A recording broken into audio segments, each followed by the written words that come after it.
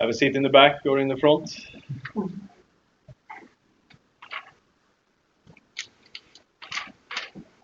All right.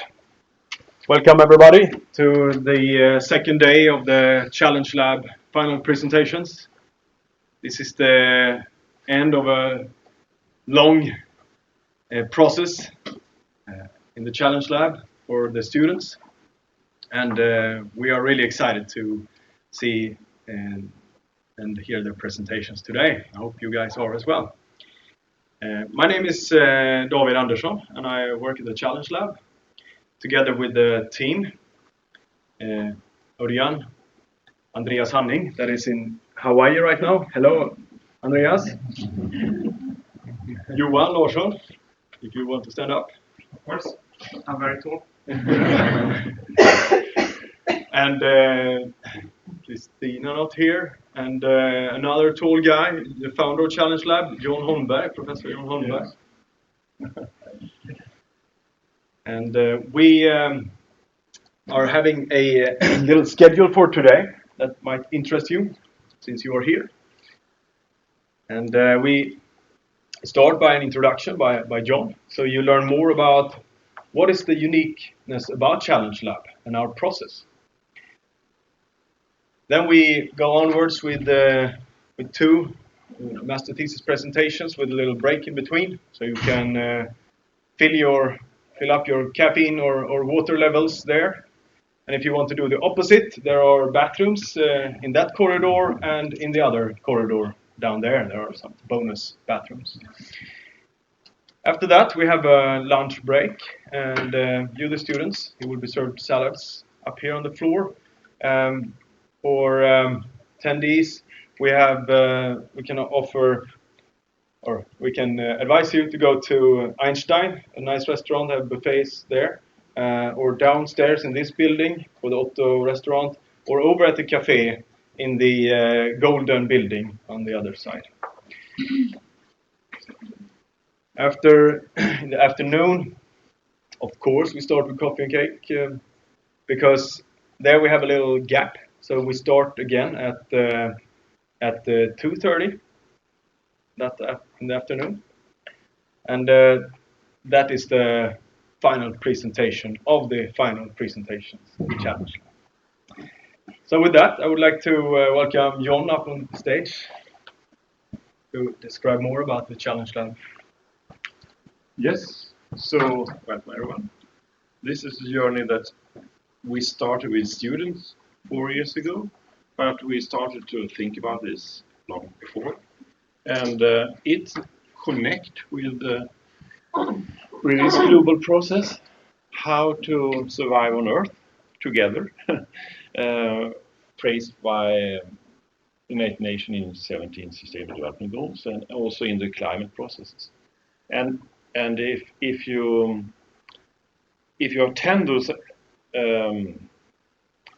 meetings and processes, you will learn 3 keywords.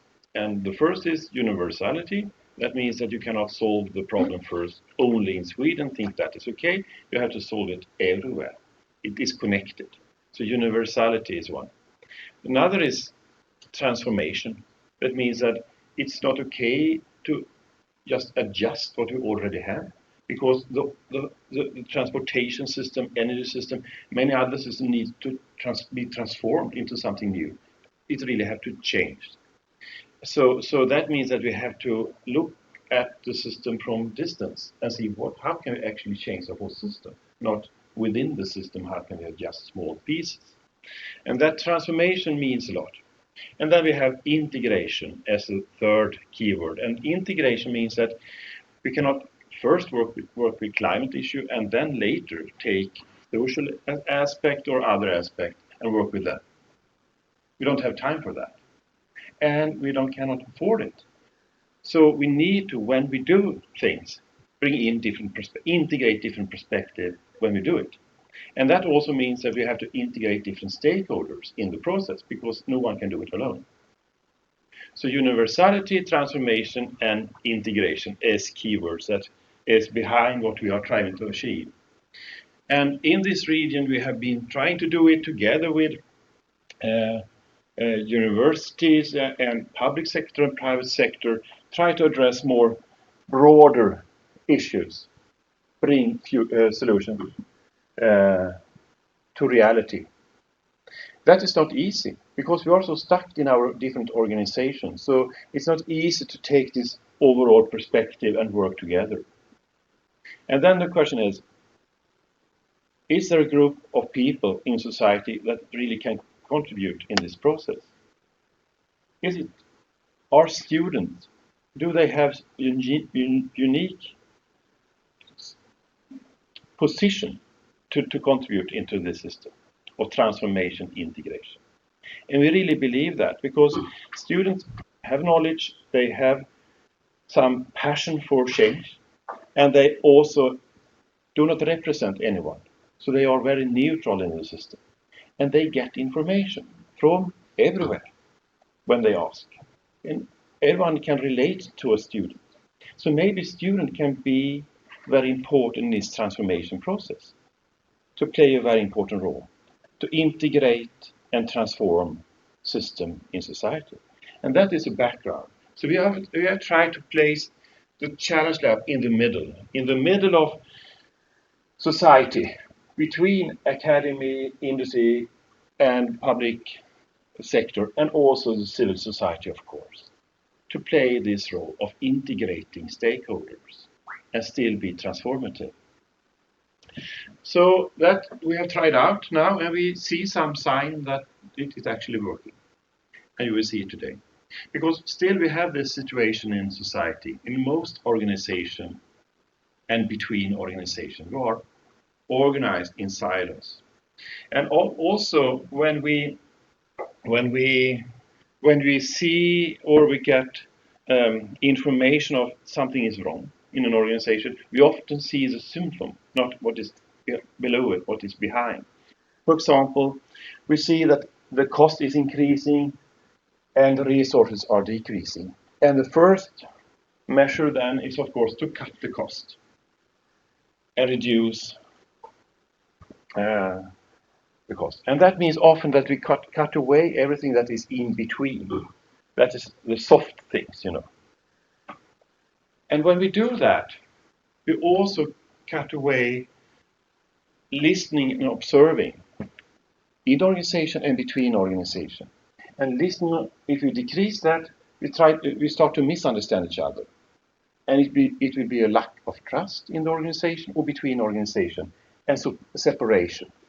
And when it's separation, the same thing is done in different places. Then it will be a redundancy in the system, and that will drive cost and decrease resources. It also creates internal competition and fear in the system with more separation. And that, of course, will increase the cost even more. So when we do this, cut cost in this way, and we see that cost still increase, we wonder what is really happening here. We have to see below and try to.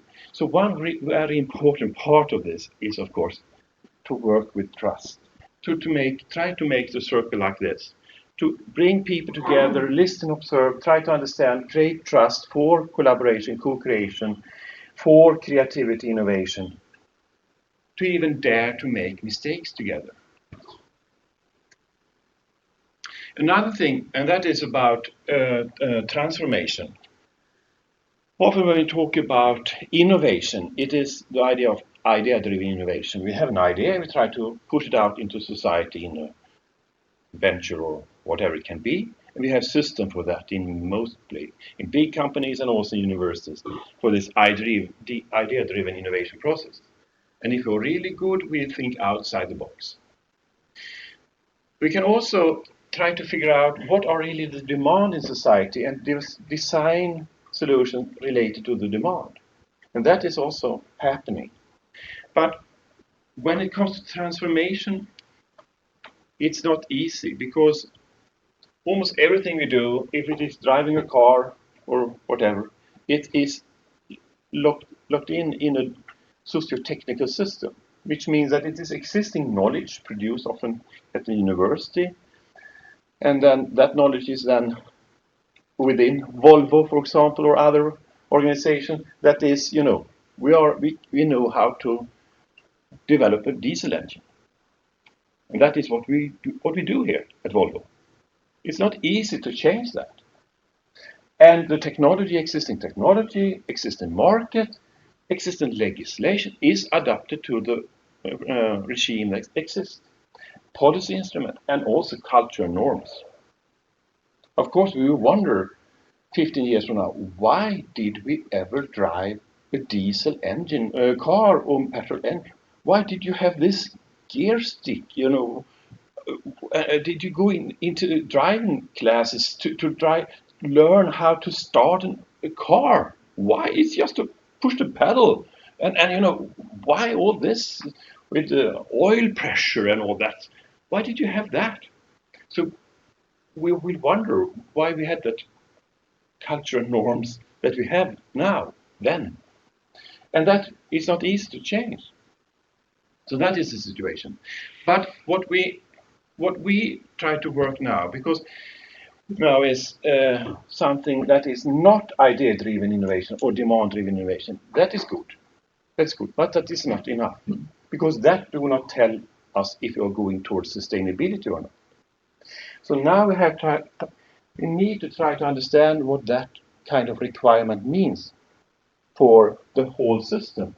What does the requirement for sustainable development mean for the transportation system, energy system, and other systems? And try to figure that out in all the dimensions, not only when it comes to climate, but also in social aspect and other aspects. And try to figure out what requirement should be put on that system. And then the question is not how can we think outside the box. The question will instead be how will the box need to change into the future? And how can you think about that? And that is something different. So those, and when you want to work with that, if you see this process of idea-driven innovation, the natural process for that is entrepreneurial thinking. And this need-driven innovation, then you have design processes adapted for that. And what kind of processes is needed here now when we take a starting point from the requirement of sustainability for innovation? What we think is that backcasting will be that kind of process that can be almost essential for doing this. And that means that you start with the future situation. We try to start with the requirement of sustainability in the future, what that means, and really try to figure out what that means for a system. And then we look at the present situation and map the situation, what we have here today. And what will we find out then is that there will be a distance between what we have and what we want. And that distance, that gap, will then be the input for innovation in this approach. And there you try to figure out the leverage point, where to intervene in the system. And what's interesting here with the students you will meet presenting here is they have done this journey and they have figured out what is the gap and what is the leverage point where we want to work. And after that, they have identified their own research question, and they have after that tried to figure out which supervisor could best help me in this process. And that is unique. That doesn't happen elsewhere at any university. I know that the student themselves formulate the question and identify the supervisor. Often the question is formulated before, and the supervisor has formulated the question, and the species or the student do the work. But here the student do it, and that means that it will be other input into this process, and disturbance in the system, so to say. And that is very important if you need transformation. And the next step is then to try to figure out what could a possible solution be. And that the student had been working with during the spring. And then that's almost the music you wanted to have. Yeah. And strategies to achieve those solutions. So that is what has happened during the spring. And before this spring, when the students have been working with a master thesis, they have been working. Most of the students have been taking a course in sustainable leadership for sustainability transition. And in that course, they have been given a lot of tools related to all those steps, and they have practiced on those tools. So from that course, they have a toolbox of tools with them into the lab to work with in the master thesis. And this is a little bit what it looks like. And the challenge lab is then a course and the lab in the spring. And we also do a PC course, and we have some projects together with gymnasieelever, youth in Gothenburg. And it's also a meeting place for leaders in the region dealing with this kind of issues. And we do some research connected to the lab. And we are planning to involve more students from Gothenburg University to make it even broader, the different perspective into the issues we deal with. And we want to assist other universities who want to create this kind of lab if they really think it's a good idea. It helps university, it helps the region, it helps the students. And we also want to start up a collaboration with South Africa. And we are asked to also help some businesses and municipalities out there with the processes dealing with this. So that is what we are doing and what we aim to do. So by that, over to David. Thank you, Jon.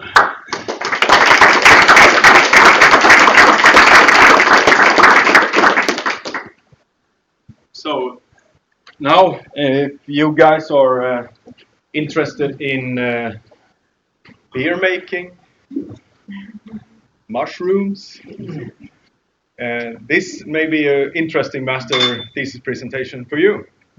And Simon and Lovisa, you have been working with finding new ways of bringing hidden resources into utilization for industry. A bottom-up approach to industrial symbiosis. This will be very interesting to listen to. And welcome on stage while I change the presentation.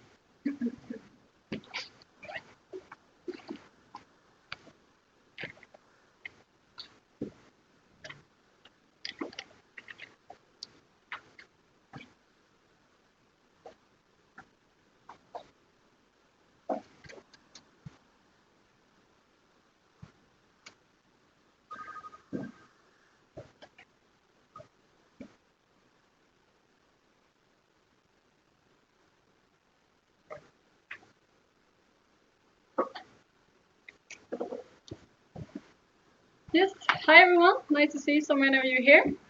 I can tell you that I'm quite nervous, but my mom told me to rocka loss, so that's what I'm gonna do, and maybe I will see this as my 30 minutes on fame on YouTube. And we're gonna talk to you about identifying opportunities for bottom-up industrial symbiosis. And I'm Lovisa. And my name is Simon. And this is the outline of our presentation. We're going to start with a background and problem description, followed by an introduction to what is actually industrial symbiosis, continue with the method, results from our case study, and finally an evaluation of the method and including conclusions. So, as Jon just told you, we have used this method of backcasting, and we started by defining criteria for sustainability, and that includes 4 pillars. So it's ecological, social, economical, and well-being, and we have focused on the ecological pillar in our thesis. And then we continue with describing the current situation, through stakeholder dialogues with people in the region who gave us some input on what is happening. And then me and Simon have developed our own work in the envisioning of future solutions, and then defining strategies towards sustainable future. And this is often how it looks today in society. We have take, make, waste. We don't use the waste that we produce. We just put it in the bin and throw it on landfill or incinerate it. And the European Environment Agency, they have one of their mega trends that they predict is increased global competition on resources due to increased global population, increased middle class, and so that can lead to really high prices and a lack of supply.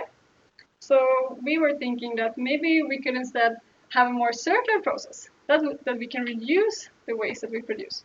And one way of doing that is through industrial symbiosis, where one industry can make a resource out of something that someone else sees as a waste. And I mean, as a student, it's quite easy to be visionary and have big visions and think, oh, we want to do this and we can reach there. But then we also had to have in mind, like John's mantra, think big, start small, act now. So then we instead like, okay, maybe we should put ourselves on the ground again and have something realistic to do. So then we came up with this research question. How can we collect data to organize an information exchange platform that can be used to promote or support industrial symbiosis between different industries in the region? And we have had 3 objectives throughout this work, and those 2 are more, okay, what is actually the hard facts that we need to gather to be able to do this? And then this third one can more be seen as we have tried this method on our case study and evaluated those 2 on the case study and see if we use this method, what kind of possibilities for symbiosis can we actually identify through this? Okay, so what is actually industrial symbiosis? It's sort of the scientific expression of turning waste into a resource. And this is one of the most used definitions of industrial symbiosis by Lombardi and Labor. And they talk a lot about that it's about collaboration and creating mutually profitable relationships with other stakeholders. And one of the most well-known examples of industrial symbiosis is the industrial park, Kalundborg in Denmark, where it's a quite small region and the companies are close situated and exchange, for example, heat and steam between each other. But this is not really the type of symbiosis that we wanted to look at, because we wanted to look at more of a regional perspective, at materials that could travel or be transported over a distance in the region. And the most well-known example of that is instead NISP in UK. Which started in 2003, and what they did was to have workshops to connect people and to get people talking about what kind of waste flows they have in order to create these connections so that they can facilitate these symbiosis opportunities. And then NIST took over and facilitated the whole process and helped them along the way. And another example that we looked at is also LoopRocks, which is an app that NCC released this fall. It's a way of just showcasing filling material at construction sites. So a company or a private person can say that, okay, we have this type of filling material, we have the gravel or we have rocks, and then another one might say that I want this, so you can create these connections instead of just transporting it to a site where you store it and then transport it again. So to make these exchanges more on a peer-to-peer basis that is more efficient. And also after we looked at the industrial symbiosis, we of course also looked at what had been done within ICT for industrial symbiosis. Since what we actually want to do is, could you create an ICT solution for supporting industrial symbiosis? And Grant have explained 5 different steps that is needed to perform this. And the first step is opportunity identification. And this can be done in many different ways, and Louisa will talk more about that later. And then when you identify these opportunities for symbiosis, you also have to assess these opportunities. Are they feasible? Is this something that can be done in this region for this company? So to find the barriers for these opportunities. And when you've done that, of course, you need to remove these barriers in order for it to happen. And the fourth step is then to commercialize this, so to actually make it happen. And also have an iterative process so that you can iterate and refine the symbiosis opportunity. And then the fifth step is to spread the word about this, so to document it and showcase it and publish it so that people can mimic this opportunity that has been shown. And what we've done is then to try to come up with a method for so our case study, our project has actually focused on the first two steps of this, so the opportunity identification and opportunity assessment. And then the thought is that, okay, if you would make this platform, it could also fill the last three steps. And with the research question Louisa presented, it's sort of like a way of getting the data for the opportunity identification. So how do we get the data that we need? And that is the method that we have developed. Yes, and I should try to speak a little bit slower now. This is the visualization of our method. So you can see we have divided it into 3 boxes with different colors. And in the top we have the tools that we have used. And the yellow box should illustrate the approach we have taken. And the output is, that is the same as our results. And before we started this, we had an expert interview, and that was with a researcher from Denmark who have made a similar thing as NISP. He had screened companies in Denmark to find, okay, what kind of data do we need to do this? And also he gave us some recommendations of how we should contact companies or how we should approach them.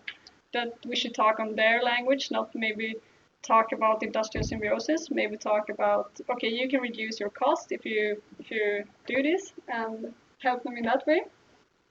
So, and we have done 2 case studies to like try out this method, and it has been on breweries and mushroom producers, as David mentioned.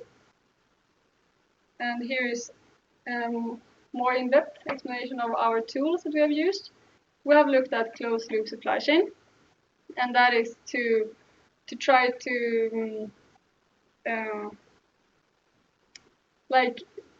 gather data of all the life cycle of the product. And we have like simplified the closed loop supply chain into 5 steps: sourcing, production, logistics, consumption, end of life. And in all of those steps, we have tried to identify infrastructure, resources, and stakeholders, and see, okay, if we have those 3 things, what kind of symbiosis can be achieved, both within the closed loop supply chain and also with other closed loop supply chains, if we can find connections to other that can use the resource. And logistics can, for example, be transportation or warehousing. And to gather the data, we made interviews, semi-structured interviews, to both be able to gather like numbers, okay, how much waste do you have, what do you use as input, and those kind of things, but also more qualitative things like, okay, why are you conducting industrial symbiosis if they already do, or why are you don't, why are you just sending it to landfill. And then the third method or tool was opportunity identification, and that can be done through 3 different methods. New process discoveries, that is like, okay, we develop a new like business out of something that is just seen as waste today. Or then we have input-output matching, that one industry see, okay, we can actually exchange our resource with a waste instead, and then we can reduce the amount of raw material that we use. And then we also have mimicking, which is the thing that we have focused on. That is copying existing solutions that already exist somewhere else in the system, or outside the system, somewhere else in the world, maybe not in this region, but another brewery might do it, or it might be someone else who does it, and it can also be applied in this case. So we have focused on mimicking. And okay. Yeah, I don't know. This is some mixed up here, but we have focused on breweries and mushroom producers, as I said. And it's a lot of small breweries in the region, as you might know. And actually, we found out that they are really good at conducting industrial symbiosis already. They're really into this circularity. And they produce between 60 and 500,000 liters yearly. And they're quite small, 3 to 9 employees, the ones that we have interviewed. And here to say that we have conducted 7 interviews with brewers. And then we have the mushroom producers. I mean, our first idea was to focus on mushroom producers since we thought that they could use coffee grounds, spent coffee grounds, to produce mushrooms. But then we realized, okay, that is not the case for those kinds of mushroom producers. But we saw, oh, they have huge waste flows. So maybe we can use their waste flows instead to conduct industrial symbiosis. I mean, they produce between 25 and 2,000 kilos weekly of mushroom. And they have like 4 times the amount of waste weekly. So up to 8 tons of spent mushroom compost weekly. So it's huge waste flows. And they are also really small businesses. And this is the data that we try to gather from those companies.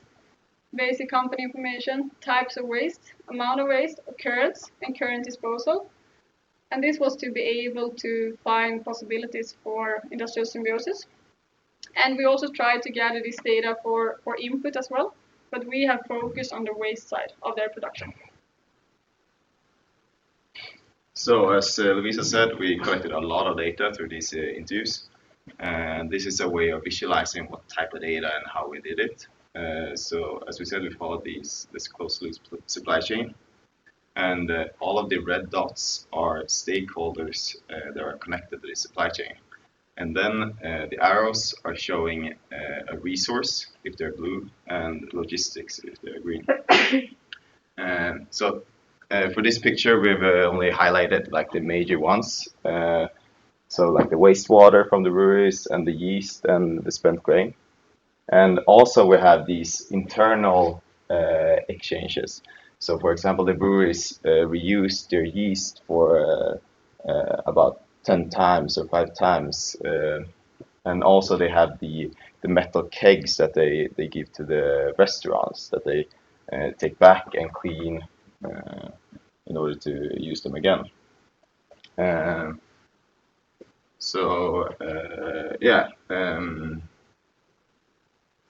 And I'm only going to show you the one for beer, since we don't really have time to go through the mushroom as well. And when we collected all the data, what we did was to identify the opportunities that we have from this data. So we created these types of maps where you can see that what the breweries do with their waste. So this map shows the spent grain and the yeast. And the green waste flows are the spent grain. And as you can see, they have about 1 to 5 tons a week of spent grain. And this is something that is really nutritious and good to use as cattle feed, for example, or game feed. So they feed wild animals with it.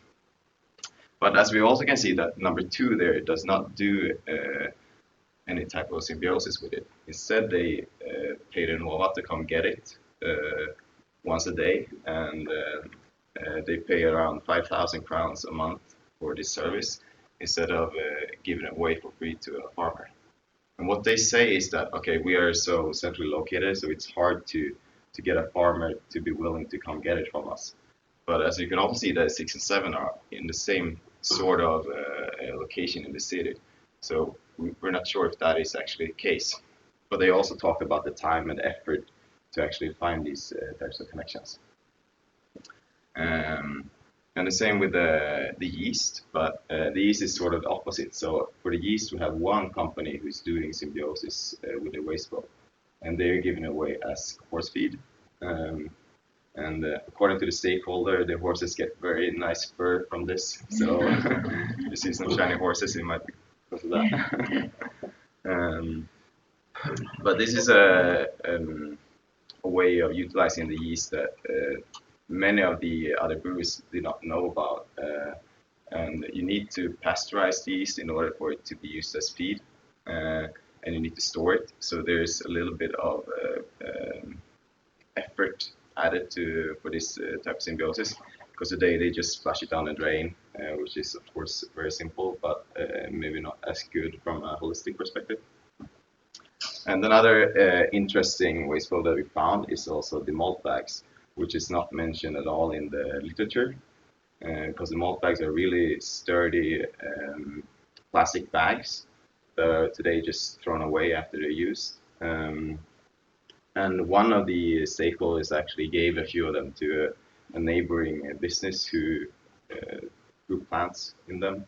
So I mean, there are definitely uses for these, but it's not like a high value resource or as easy applicable as a spent grain, for example. But it's still something that is like around 10 to 60 bags a week. They're really good quality, and for the right stakeholder, it would definitely be of value. And then we did the same map for the mushroom producers. So we did not have as many mushroom producers in the region, as you can see. And as Lovisa said, the spent mushroom compost is their biggest waste flow, and they have about 7.5 tons, the three biggest one of them. And two of them are also performing symbiosis with this. They are given away. One of them is located at the farm, so they cure the compost at the farm and then use it as soil amendment on their own fields. Another one is given away to a farmer who lives nearby, who's curing it himself and then use it on his fields. But then we have number one, who does not do this, and he's also paying to get this transport, and then it's used as filling material, which is also a waste when you have this good fertilizer. And he has also tried to get a connection with a farmer, but he's not really had the time to really get this connection and to build a network. So he was really willing to do something else with it, because he also paid around 8,000 a month to get this disposed of, and that is of course a big drive for them. It would be much better to use it for something else.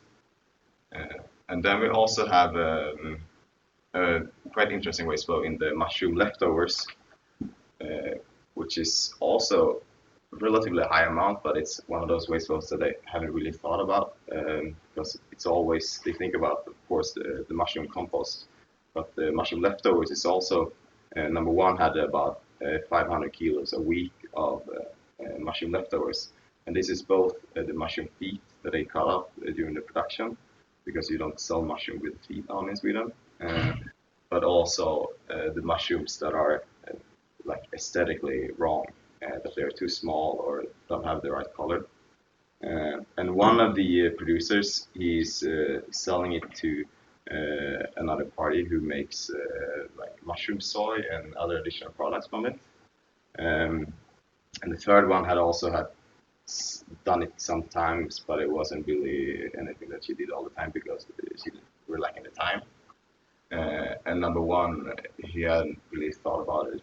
So, I mean, it's also one of those ways where they just mix it with SMC because it's easy to dispose of, but it could definitely be used in a better way.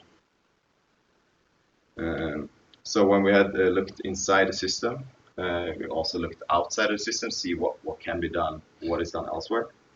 And for the beer production, we identified three major things that could be done. It was with the spent grain, the spent yeast, and the wastewater. So, for example, the spent grain today, as we said, it's mostly used as feed, but it can also be turned into food. So you can, for example, make bread out of it, or make energy bars. So the bread part, we've seen actually a company at Tjörn who does this, but it's also done in the States and other places. And in San Francisco, there's a company who has made a business out of making energy bars out of the spent grain. So they have just realized that, okay, we have this big waste flow that is not utilized, and it's hard for the central located breweries to do anything useful with it. So they, because it's very high in protein, so they make really good energy bars actually. I mean, that could be seen as one of those new process discoveries, as I talked about. Like you can just create new businesses out of waste flows. And then we also have the spent yeast. And that is something that could be used as fish feed, for example. And we talked to an urban fish farm actually. So there is one in Gothenburg, and it's something that is starting to pop up. And it could also be an interesting opportunity for the yeast flows. And you can also turn it into nutritional yeast, which is a good nutritional substitute for vegetarians. And then we also have the wastewater, which is a huge waste flow from the breweries. They produce around 3 to 10 times as much wastewater compared to the beer. And it's really nutritious, and it's something that could be used in a more beneficial way. So it could, for example, be used to grow algae in it. And there's also a company in the States who have specialized into turning the wastewater from breweries and wineries into energy. So they turn it into biogas. And then they just have a container that they put on the site of the beer production and turn it into biogas and sell it back to the brewery. And then, of course, they do the same thing for the mushroom producers. And the most common way that the literature talks about this is also as a soil amendment, that you can use it for fields. But there's also an interesting opportunity to use it as compost, which is commonly done in, for example, Denmark and the Netherlands. And that is when they turn the compost into an actual product that they sell to private people, private persons. But it's something that they said in Sweden it's not really known of, so it's not done here. And then after we check we have to assess the opportunities. How feasible are these opportunities? And one of the problems they stated was the location, as I said, with the brewery, that they are centrally located, which makes it hard to find a farmer. And then also storage is also a practical problem. With the SMC, for example, that the producer might not be able to store it and cure it on site to be able to turn it into compost. And also they talked about the network problem, that it takes time and effort to create a network. And then the risk and trust, that you need to trust that this other symbiotic partner will come and pick up your waste, which is something that the ones not performing industrial symbiosis poses a concern, but the ones doing it do not really talk about it that way, which is also quite interesting. Yeah, now we should let Simon rest a bit. So I will just sum what he has said and start with the breweries. We recommend the brewer who doesn't do anything with his waste to find a farmer and to dispose it to, instead of just burning it. And then as well, spent yeast. But as Simon said, there is not as big economic incentives to do this. But one of the brewers we talked to, they are already planning of installing a tank for them to be able to store the yeast and pasteurize it. And as we said, all the brewers have been really open-minded and want to have as circular process as possible. So we think that they're gonna, if these kinds of information exchange platform would just provide them with the knowledge that you actually can do something with your yeast, I think they would be really positive to do it. And then the mushroom producers, of course, the big one that doesn't do anything with his SMC should do. And also the mushroom leftovers, so they should see it as a resource and not just mix it with the SMC. And then the evaluation of the method. And we believe that the closed-loop supply chain in combination with opportunity identification was really good, because when we focused on one product and that supply chain, it was very easy to find symbiosis in that supply chain, and it was really easy when we had a mimic opportunity identification, because then we can mimic those solutions that were already existing, And the closed loop supply chain tool was also very useful to have like a structured way. I mean, instead of just going to 30 companies in the region and try to find different possibilities, I think that has been really hard. And the interviews, it was also really good. I mean, the breweries were really helpful and also the mushroom producers, but it also was time consuming. So we are also thinking that it might be a good idea to just have a few of those interviews and then maybe have some kind of survey to collect data from the other breweries or other companies, because we saw that when we had interviewed like 3 or 4 breweries, we knew that the others had the same waste flows. So then we can maybe have some survey to them. And our approach, yeah, as we said, I mean, we wouldn't have been able to evaluate the tools and how to use this method if we wouldn't have done the case studies. So that was really helpful. And yeah, and the results, I would say that it's also, I mean, we were able to identify the opportunities and the feasibility of these, and to be able to evaluate this method and see if it can be used to gather data and to collect data for this kind of information exchange platform. And we have come up just like with a concluding like 5 steps that we believe has to be done to be able to do this for this kind of platform. And we would say that you have to start with collect the data, and as we've done it through interviews, but it might be a good idea to do it in an interactive survey as well. And the data have to be structured. I mean, we haven't talked so much about that, but it was really good to just structure it in type of waste and the stakeholder, and to find those, to have it in a structured way in this as the closed loop supply chain. And of course, to identify opportunities. I mean, we are not experts in spent grain or biological waste, so for us it was easiest to do the mimicking. But for someone who are really into one of the materials or what they assess, then they could also use the input-output matching and the new process discoveries. And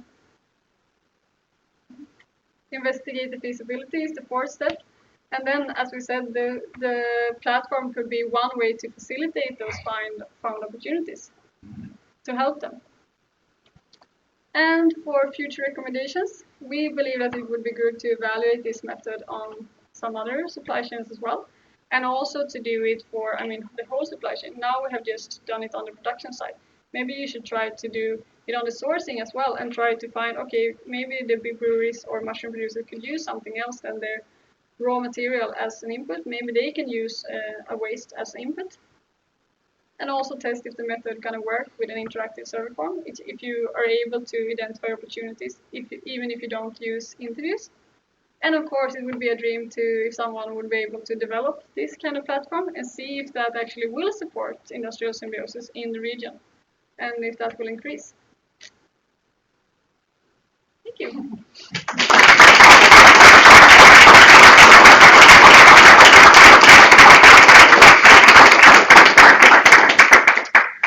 Thank you, Simon and Lovisa, for this presentation. And now you're not done yet, as you know. There is also the opposition, because in the master thesis you are presenting, but then you have another team that is going to do some serious scrutinizing of your thesis work and coming with questions.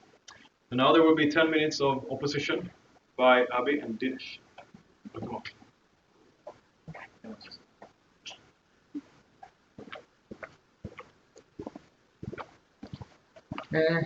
First, we would like to thank you guys for presenting and giving a really interesting view upon the symbiosis, and the report was really good and structured. Thank you for that. And okay, so we can start with the questions. Some questions may be kind of absurd, but I thought maybe it would be good to ask and discuss. First would be the very obvious question, because many of them don't know about the phase 1. So can you just describe them, how it helped you in the whole research, not just upon the research question, but in terms of the whole research? I think phase 1 is really interesting, because that is one of the reasons that I chose Challenge Lab. Because it's fun to actually find your own research question. I think that is an important part that is often lacking at Chalmers. And in our specific case, Can I believe? yeah, Maybe that we were able to choose a topic that we were really interested in.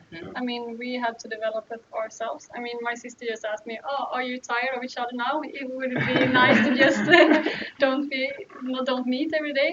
But for me, I mean, it has been a lot of fun, and maybe that is because we had like this common goal, and also like since we have developed the questions ourselves, both of us were really interested in this topic, and that might have helped us to just strive forward to the same thing. Nice. Yes. I was just wondering, in the beginning of the presentation, you mentioned that the waste, you had this, like a line that waste is not used appropriately, that it just goes into dump. And I'm just wondering, because I'm not maybe really familiar with the system, but is it really true in Sweden? I mean, in Sweden we're really good at energy Waste recovery recycling. to burn the waste and make use of the heat. And I mean, we believe that is, of course, a really good idea if that is the only thing you can do with it. But I mean, if you can utilize the waste in a higher loop, or I mean, then it's better to do it. And I mean, for example, we have seen in this case study that it includes a lot of nutritions. So why should you just burn those nutritions? I mean, instead of putting it on the soil again and give back the nutrients to the soil, why should you just burn it? So burn it should be like the last case scenario. We talk about recirculating at the highest level, which is also why it's interesting. Like, okay, if you can make food out of it instead of animal feed, it would also be like a higher level of recirculation even though it's Yes, thanks. And on that note, I was just wondering, you've also mentioned such companies in San Francisco in USA that they use these energy bars, and I actually want to start a startup now. Yeah. It's the same way. It's a pretty good idea. And I think that would be one of the really interesting scenarios if you would be able to create this type of platform. Because you could still feed the population with ideas. Okay, we have this really cheap resource, and we have this that could be done with it. Does anyone want to do it? And I was just wondering, given such potential, why this initiative has not been implemented yet in Sweden? Compared to USA, who obviously is not the leader in industrial symbiosis. I mean, that was not done through this kind of platform. That was just maybe some people knew people who worked at the brewery or something, and then they saw, oh, this is actually an opportunity. But I mean, we also heard, now John had a climate kick meeting last week, and then it was one girl. She said, oh, I've had this platform in some part of Spain for a couple of years. But I mean, we didn't know about that before, that they were already existing. So I mean, it's also, if they are just locally in one place, it's really hard to find out. And I don't know why people just throw things. Maybe, I mean, the knowledge, I would say. I mean, that was the case with the spent grains. They have no idea that it could be of value, even if they already conducted industrial symbiosis with their spent grain. So it's a lot of So it's a lot about the knowledge, I would say. Following up on the previous aspect that you're using waste recycle, but have you thought about the mindset of the people? Generally, when you have something which comes out of waste that you consume, you're always like, oh, it has come from waste. Is it like something which I can consume? But have you thought about that as an idea that people reject it because maybe it comes from waste? I mean, I think I haven't thought of the mindset in that way, but I think also like the mindset of the companies, that they think of things as waste, even though it might have value still. For example, with the mushroom leftovers, that they are like this, like we'll just mix it with the spent compost. But I mean, give it to a pig instead. And I mean, we asked the brewers if they, since they were willing to make their waste into a resource, we also asked if they were willing to take a waste as a resource for them. And everyone answered that they were willing to do it, but they couldn't come up with any idea of how they could do it. But for example, or it was one guy, he said, sometimes they use fruit in their beer. And then he said, we can just go and pick it up from people's gardens, that maybe like fall fruit, they say it in English. So to make use of that, but that is in such a small amount. And they also say, like, we have very strict rules in Sweden. when it comes to food regulations. So it's also might be hard for them to use waste as input when you talk about food industry. Yeah, I think that is a major barrier, the policies built Yeah. in the system which have to be cracked. And that's also the case with the spent grain, because a lot of the farmers are organic, and many breweries are partly organic, but not all of the spent grain is organic. So then they can't give it to a farmer that is organic, even though it's a way better use of the spent grain. They can do it. Okay, so another simplistic question would be like, why you chose beer and mushrooms? Yeah, I mean, maybe of interest. I mean, but also, as we said, I mean, we talked with some people and we heard that, okay, the breweries are already doing something that might be interesting to have their view on this topic. And also that not all of the breweries did this, but some of them. So but why aren't all of them doing it if they know about it? So, but in your research, how do you define bottom up in your research, in your terms, for your research? I would say if it's not government to come or government or some higher, planned. yeah, like someone else come and say you should do this, or we're gonna locate this brewery here, and then this some other industry that can make use of it. That is more like our plan. So if they just come up with idea themselves, or I mean, even if someone else come up with idea and they perform it themselves, we would say that it's bottom up. There's a lot of planned symbiosis, the literature talks about like planned symbiosis in terms of eco-industrial parks often, that you plan it from the beginning that these industries should be here in order to use each other, but it's usually not a good way to do it. Because the barrier, as we talked earlier, was the policy, which is not set by the bottom, it's set by the top. So it's like both have to work in tandem to have success in symbiosis, where the policy support. So it's just a thought. Yeah, I was just wondering if you maybe, I mean, throughout the presentation, I saw very good points about the benefits of the method, or in general, the industrial symbiosis. Could you maybe share some maybe repercussions or weaknesses, potential dangers for the companies if they would be interested to implement such idea? Or if there are any, maybe there's no... For the companies? Yeah, for the companies. Yeah, of course. I mean, they talk about risks that, I mean, if you have a waste handling company, you know that they're going to show up every day or every week or whenever you tell them to be there. But if they wouldn't, you could just call the company. But they said that, okay, risk is that maybe if I have a farmer, what if he's at Hawaii for a week? Who's gonna pick up my grain? Then I'm gonna be with overflowing containers of my waste. And I guess that is often a big problem when you talk to small businesses, because then it might be just be one or two persons. So I mean, if one is sick, then they cannot come and pick it up. But if you're like big companies, then that might be easier to solve, because then it's always someone else who can do it. But I also see that maybe for bigger companies, I mean, it was quite easy to do this for us with small companies, because they were really open and just gave us their data. But that might be a problem if you contact or other businesses. I mean other sectors, that they are more closed and don't want to give away their data. And then it's of course really hard to find opportunities if you don't know what kind of waste they have. I mean, it can be those kinds of things. And it can also be like John talked about earlier, that I mean, we're students, we're neutral. What would happen if it was a company who's making a business out of it? Yeah, that's true. Neutrality. Okay. Shall I ask the last two questions, or do you my last and then your last. You have to decide. So then, so the question is like, what would you have changed in your research?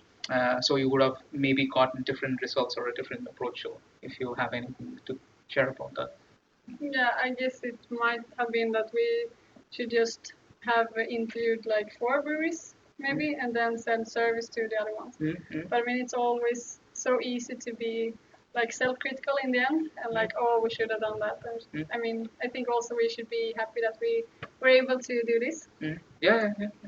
But thank you for the presentation again and for the report, and thank you for standing in the taking the opposition. Sorry if anything was harsh or thank you. It was a good presentation. Yeah, Yeah. thank you. Thanks. Thank you for your question, Fabio and Dinesh. Yeah, no problem. Yep.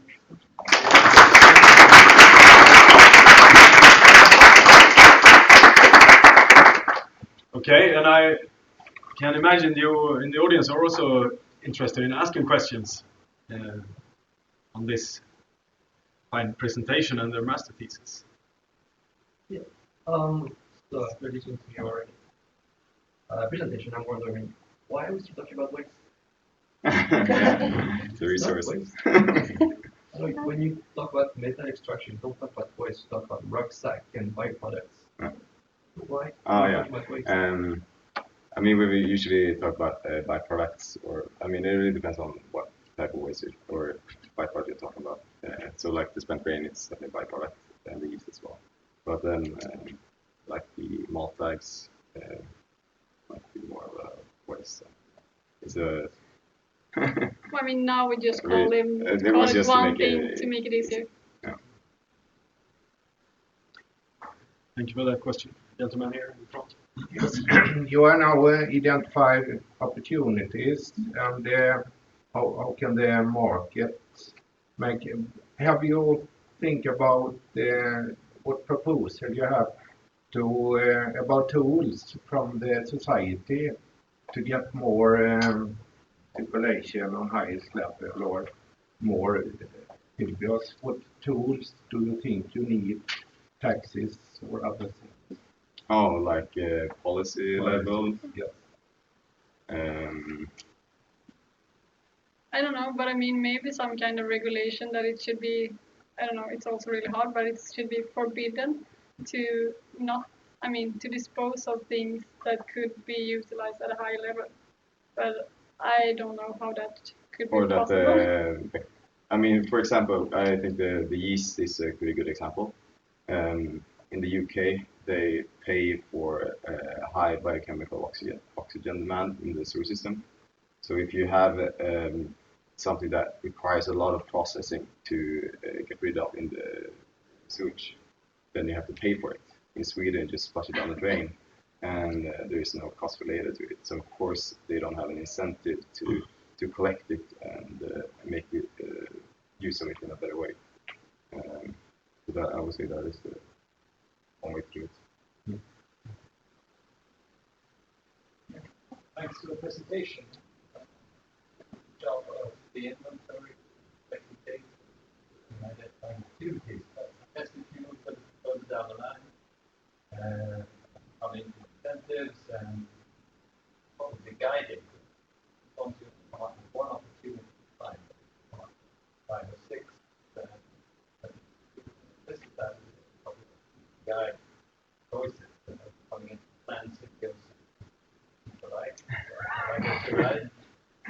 But have you any thoughts about that? So what we say about hierarchies, the idea that food is better than feed, maybe it may not be, what the alternatives, how would you go about managing the next step in some kind of criteria?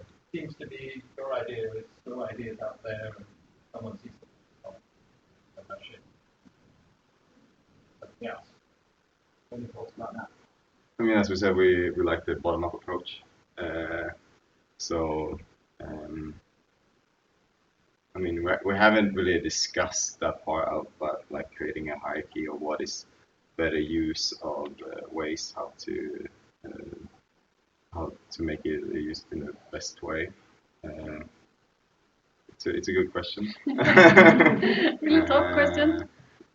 I don't know if I have any good answer. Just Yeah, I don't know either. We haven't got it. About the power farm. Power farm means you have to do a lot of processing. Yeah, and yeah, plastic yeah. wrapper in a big Yeah. cardboard box and ship it well. And Yeah. instead you could shovel it in Yeah. feeding truck or cow, yeah, and it's a much cheaper way But Yeah. to get the power back. yeah. I mean, that depends on how you make the power bars today, I guess. I mean, so if you You take feed from the cows, but yeah. So there are always pros and cons, and Yeah, I mean, I Yes. guess you have to expand like the system perspective. I mean, you have to have such a large system to be able to evaluate those kind of things. You cannot just focus on this system as we have done. I mean, then you also need to see, okay, what kind of does this replace if we do it? Is it a good thing to replace, or I mean, maybe it's better to use it as soil amendment because then we replace like how do you say, fertilizers that are chemically produced. Maybe it's better to have those to just put in, but maybe it's better to have it in this way. But then you need to expand your system a lot to be able to make those kinds of decisions, I would say. We had a bunch of questions here. I think some people raised their hands before. You will. So, in this platform you're envisioning, how do you make different producers input their information in the first place, and how would you incentivize them to keep that information? Do you have any ideas? I mean, the incentive should of course be that it's easy for them to just do it, so that they could make better use of it. I mean, they can reduce their cost often, since they often have costs related to their waste handling. Then if they put their data in there, they can reduce their costs. But how do you make them see that? They might not Okay. think of that.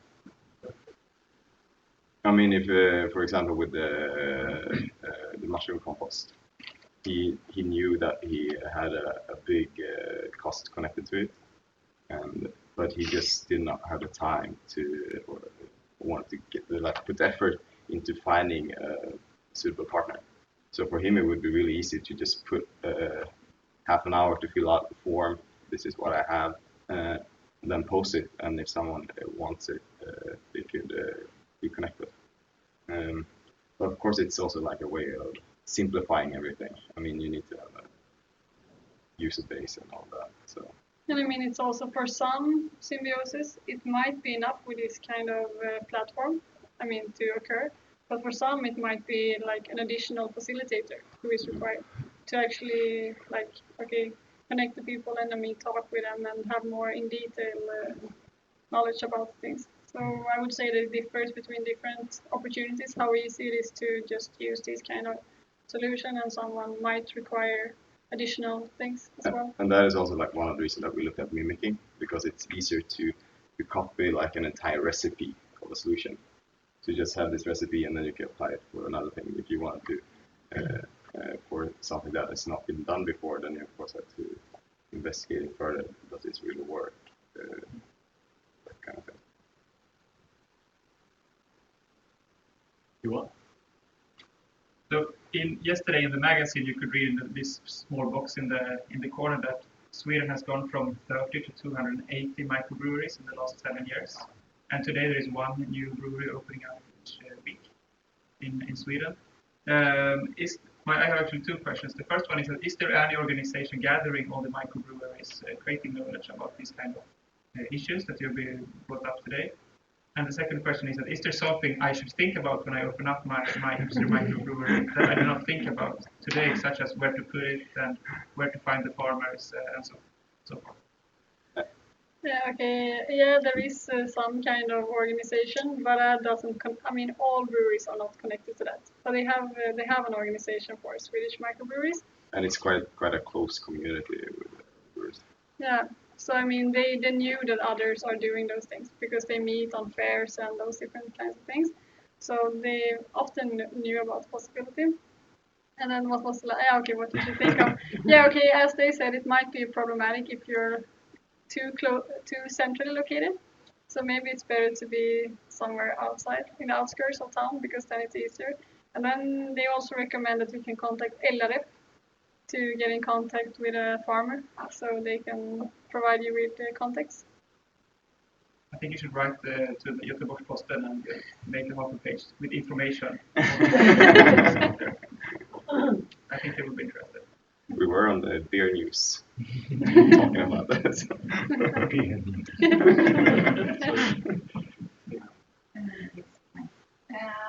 Thank you for I think it's sort of a niche market, this brewery thing. It's very small and it's especially the microwave. But you also, that was just a reflector. You said that you had taken some experience from this loop rock thing there. What conclusions did you draw from that? Because this data tool is for large and heavy masses, and it is very, as I see it, is very dependent on the geographic proximity. What conclusions have you drawn from that to your future data tool? What's so interesting about LoopRocks, I think, is that you have this wide range of amounts. So you don't only have the big construction sites that have I don't know how many tons. Just post it every day how much you have. But you also have the small private persons who wants 1 ton for something.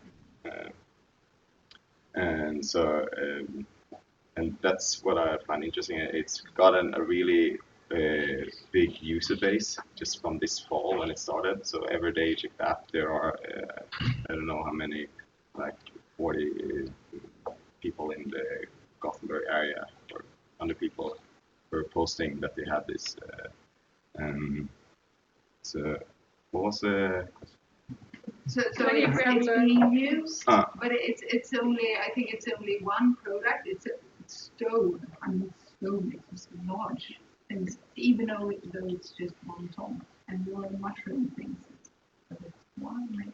Yeah, and also are there parallels or similarities that you can that you're taking into your work, or I mean, yeah. I mean, we sort of want to mix as I said, the DISP way of doing it, and as we said now that for some symbiotic partnerships, you need to maybe facilitate the process more. LoopRocks, they don't. I mean, the platform is the facilitator in itself, so they just provide the information and then they sort it out by themselves. But for our case, we want to look at more reoccurring waste flows, so that you establish a relation and then you just continue that relation. So we just want this initial connection, to be made through this platform. I think you're on track of something, because my experience, this trust that you have spoken about as a large barrier, it's a huge barrier. Because if we cannot really trust, nothing will ever happen, although the best data sheets ever. And because it is a risk to the people, they have put their lives into their business, and they will, without trust, nothing will happen. And I think that is a very large issue to address.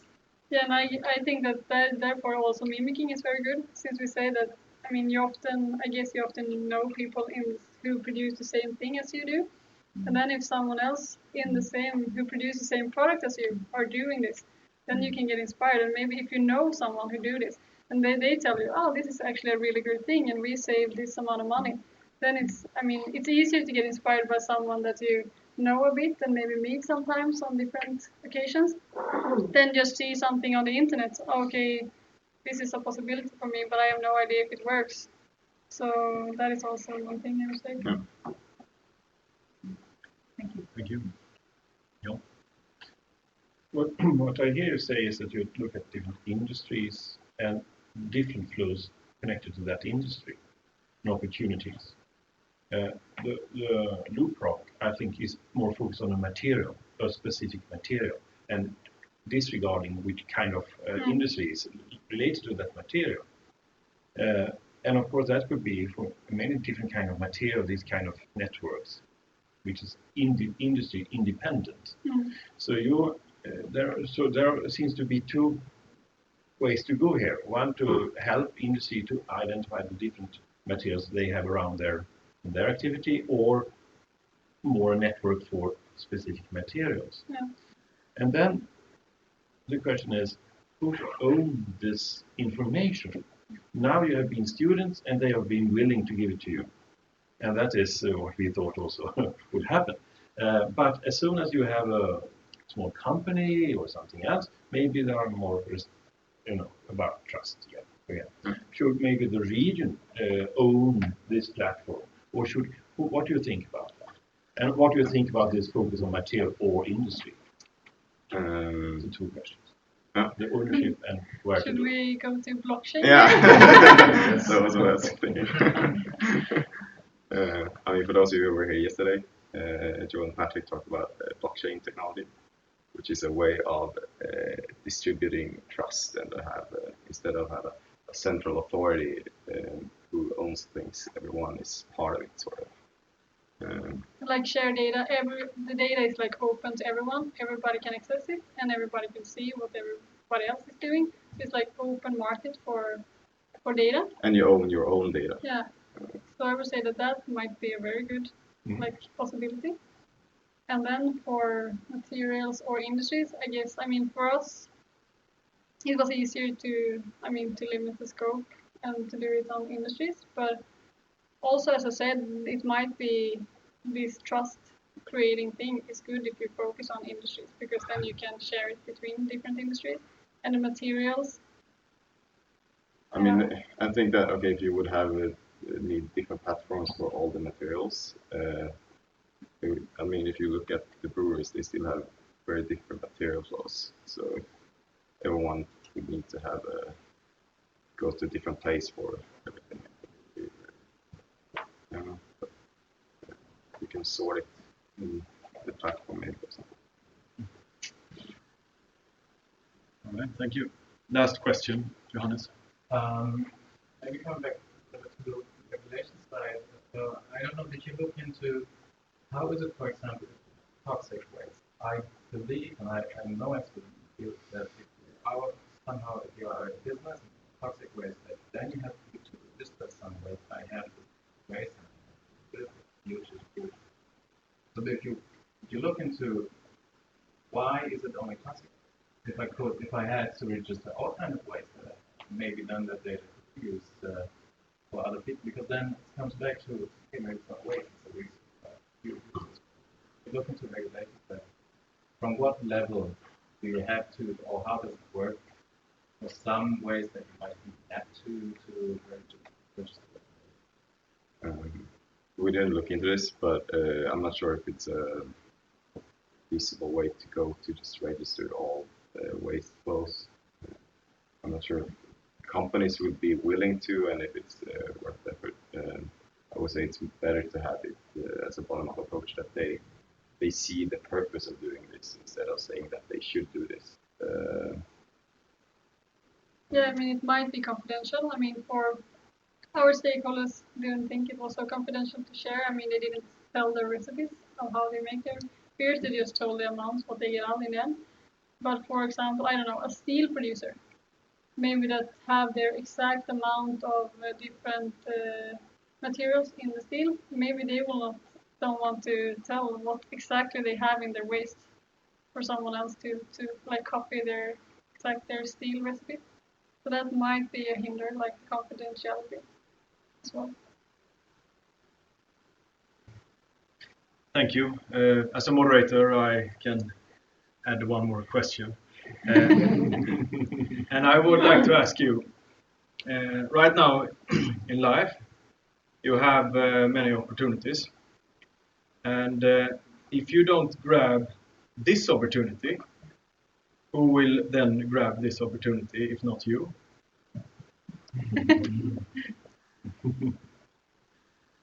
It's a very good question. This is something I've been starting with. How do you start small with this? It is inevitable that there will be an eBay for industrial side streams out there. And it will come soon, and it will come with the technology maybe that you will is working with, inevitable. So if anyone should do it, then you should do it. And if you want to go onwards, I know that there is also possibilities to send in ideas for the EU kick raw materials also.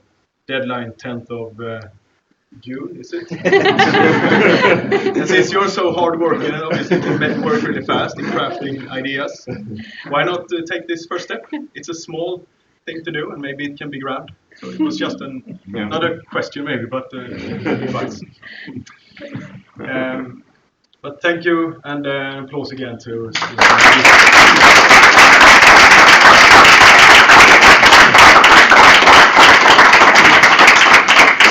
Now we will have an intense break for 10 minutes with fika out there and any type of, want to take some air also. And we're back here 11:45. Welcome back.